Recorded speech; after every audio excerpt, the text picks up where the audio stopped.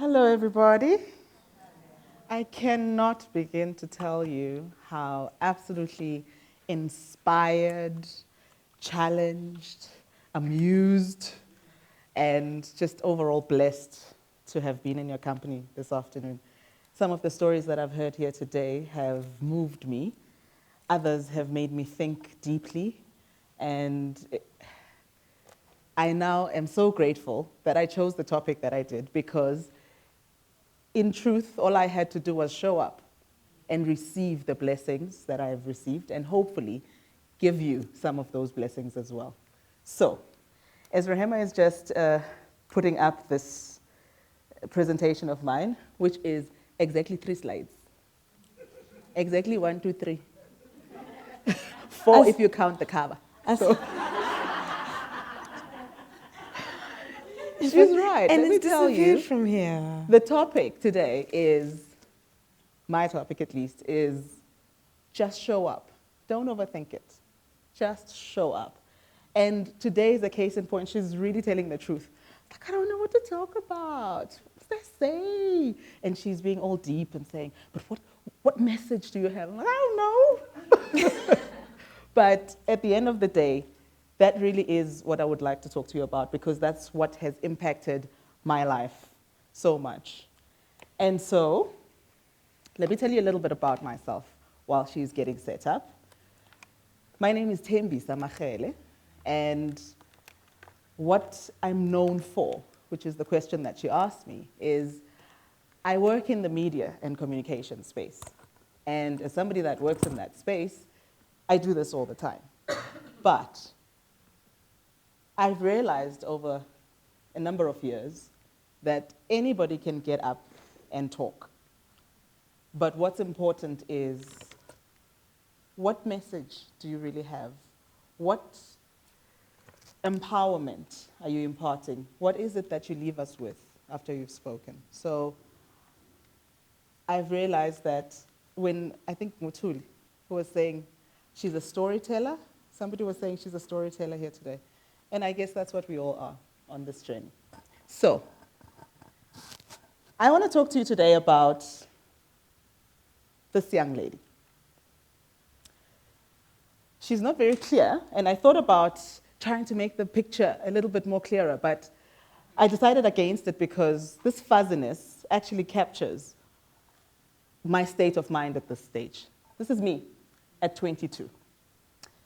And I must just give you a background of how I was feeling at this point and what it is that I felt I could contribute to the world. So this 22-year-old was a weather reporter. And when I say a weather reporter for a newspaper, you must understand that it was not the most prestigious of positions. I had just graduated, and I got my first job at a local newspaper, and I thought I was going to be a writer. I was going to get there and write these incredible stories. I got there, and they showed me on page 2 of the newspaper, at the very bottom, where it says partly cloudy, with chances of thunder showers. Like, that's your job. Every morning, get there, pick up the phone the weather service, type up what the weather is going to be, and then phone again at midday and get the update. Then you can go home. So at that point, I thought, I've got 2 degrees, and I am typing up reports about the weather. And they said, oh, okay, would you like to do something else? Yes, I'm ready, I want to write. And they said, okay, you can phone the ambulance service. You can phone the hospitals, you can phone the police stations. So that's what I did for a couple of months, phoning up and finding out how many accidents there were in that weekend, and writing up a little report, which was often, and I fought with my editor about this, I would write it up such that people would understand that it was a painful thing to have lost lives, and they would shrink it to exactly 2 lines. Was not very happy about that. But I did that for a couple of months. So at this point, I had just been appointed as a features writer, which meant in a supplement in the newspaper, I could interview people and I could write features about them. And that excited me no end. I felt like I had arrived. This was it. This is what my life was going to be about. And I did that for a little bit. I was earning 2,000 Rand. A whole 2,000 Rand. It was a fortune. I couldn't believe I was making that kind of money. Taking the bus every day, didn't matter that I didn't have a car, and I knew that the life that I wanted was a little flat with a little car, 2.5 children, a shiny little ring, and I would be sorted. But it took a shift that happened at the most unexpected of times for me to have done something slightly different with my life. Let me tell you what that is. So I looked back at my life recently, and I started asking, at the moments where professionally I have experienced some measure of success, what had driven those decisions? What was happening in my headspace? And I found a common thread amongst all of those times.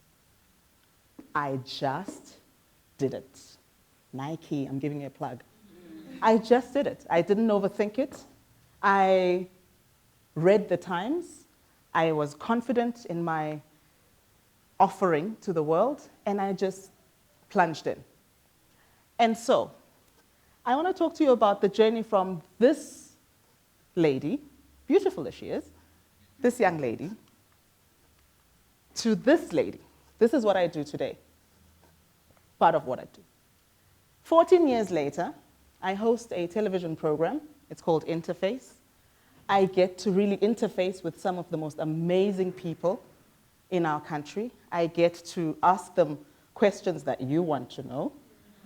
I get to really experience what South Africa is about. I've become a news junkie, always have been, I suppose, even when I was doing the weather. But now I get to live that out. I sat at the back today and listened to the ladies that were speaking, and all I could think about was, oh my goodness, she could speak on this subject. Oh, I must talk to her about that. And I must, because that's what I enjoy doing. That's what my calling is today. And this did not happen by chance. It happened because there was the blessing of God on it, but there was also the decision to just take the bull by the horns and do it. So back to this lady.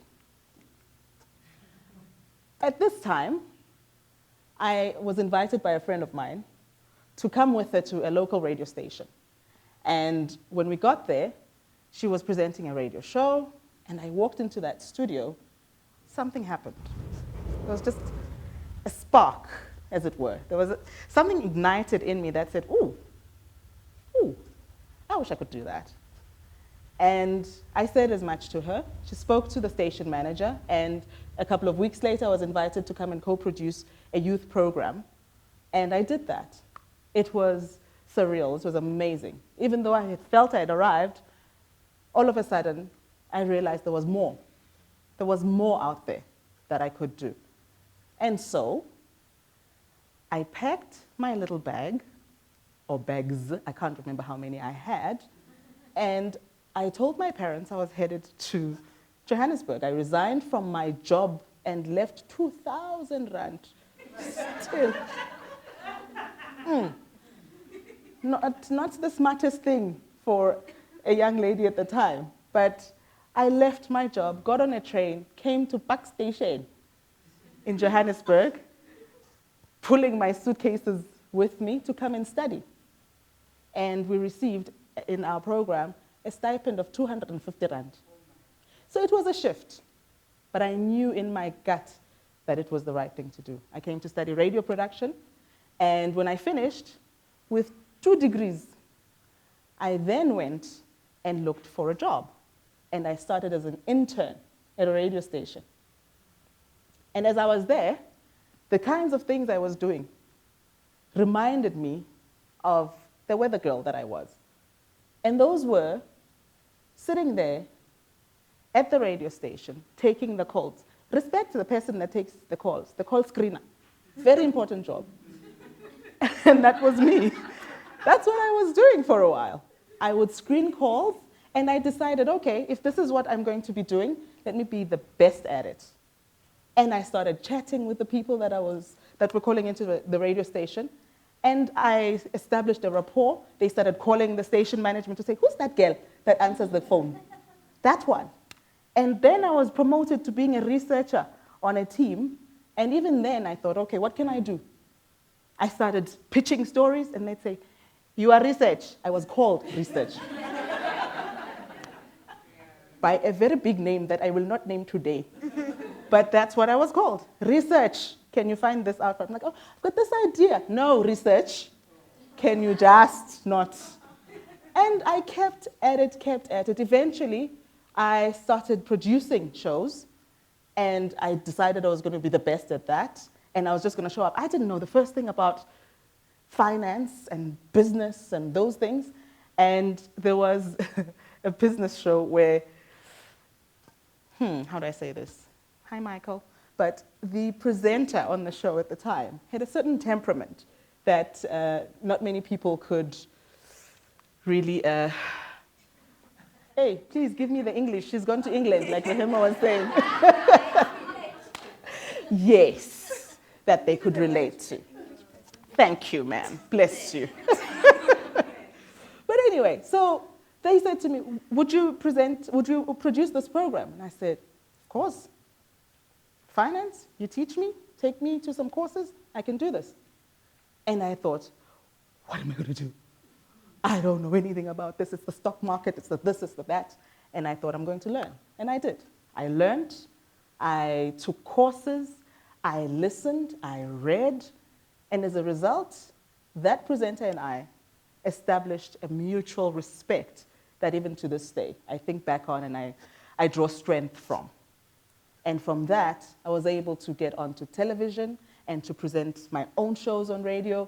And it could not have been had I not just showed up and stopped overthinking, how am I going to do this? How am I going to do that? But am I qualified to do this? Am I qualified to do that? And so today, I meet 3 different kinds of people. And today I want to talk to you about the women. I do meet men as well, but because of this conversation, I would like to focus on the women. 2 different types of women. 3. One is young women who are journalism students who want to do what I do. And they want to know, how did you do it, Tembisa? How did you do it? It is Sana. Go do the weather.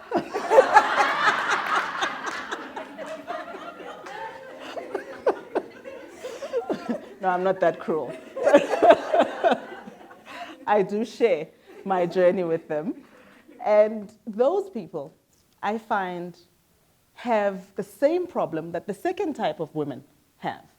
These are women who know they've got something to contribute. They know they've got a voice and they have something to say. They just need the platform. They need to be on radio, they need to be on TV, and they need to be in the newspapers. They can be part of the discourse in our country. The third type are also women like that, but they're slightly different, and I'll tell you why in a moment. These 2 have something in common. Often I say to them, okay, what would you like to say? What is your message? What are you passionate about? We've had this conversation, you and I. But then I give them a task. I say, okay, let's start with maybe an opinion piece that we can go and see if we can get it published. Or let's start with getting you on a panel. Prepare a topic. Once you ask them to do the work, most of them run and they don't come back. And I suspect it is because when it comes down to it, they suddenly think, but can I do it? Am I really, do I really have what it takes? And I don't get the same problem from guys, I must tell you. With guys, as soon as I say, write a piece, they're like, you know what, man? I wrote 3 pieces. Which one do you want? I can talk about, and I can talk about, I'm like, okay, all right, I can work with this. And I wish that if you are in the room today and you are one of these two, and you are thinking about how you can launch your career or grow it or really contribute, what can you do? Please start by trusting yourself. Let me quickly run through these things that I have learned. If you can please take something from this talk today and try and be confident in your offering, that is the first step. First is, never despise the days of small beginnings. It starts small, so it might be a community radio station. It can't always be national all the time, first time. You know, it's okay to start small. Secondly, go with your gut. Just say yes. Read the Times, be confident in what you have to offer, and show up. Thirdly, trust your abilities, ladies. You are good enough. I cannot tell you the number of women, this is now type 3. The women that I talk to, I listen to maybe somebody who speaks here and I say, oh, you would be so great on this television program or on this radio program, or, you know, let's see if we can get you here. And they say, no, it's not really my thing. I don't want the spotlight. It's not my thing. And I'm like, South Africa needs you. Don't do it for you then. Do it because you want to be part of the solution. Be part of the answer. We don't have enough women speaking. And it's because you are not speaking. So that is what number 3 is targeting. Avail yourself, please. It's connected to that. And then, when the moment comes, rise up to meet it. Prepare.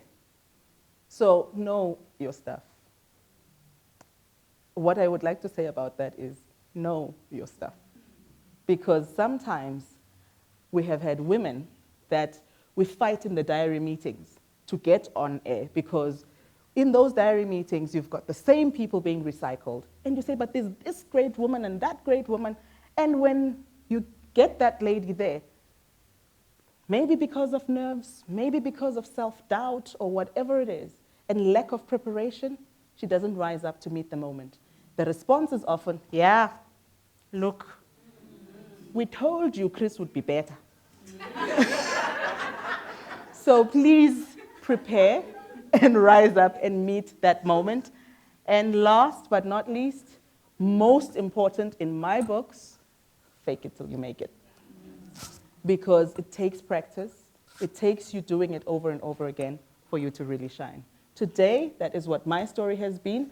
And because of the work that I get to do now, crafting strategies and helping companies and individuals to really be the best at what they do and giving them or creating the platforms for them to shine, I have seen that all it takes are these 6.